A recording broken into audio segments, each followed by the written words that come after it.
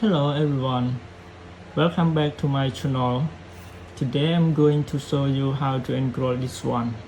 So we have integral 1 plus x squared over x squared times 1 plus x. The first step we just write the numerator is 1 plus x in the bracket and plus x squared over x squared times 1 plus x, the whole dx.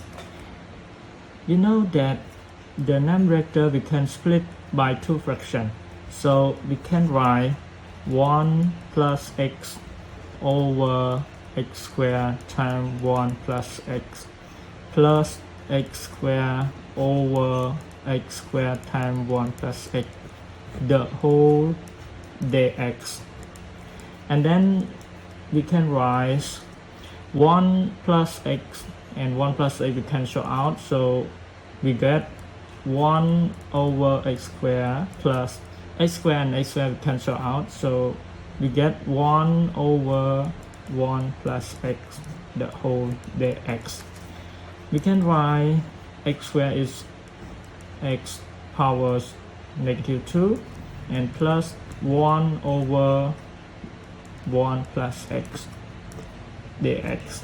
Then using this rule, the integral x power n dx is equal to x power n plus 1 over n plus 1 plus c.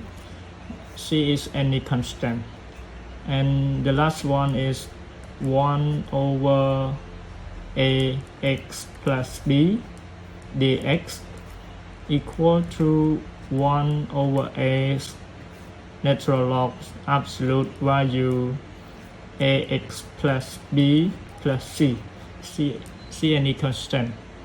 So we can write the answer is x power -2 plus 1 over -2 plus 1, and the last one is a, and now a is equal to 1, so 1 over 1 is still 1, so we can write the answer is ln absolute value is 1 plus x and then plus c any constant. So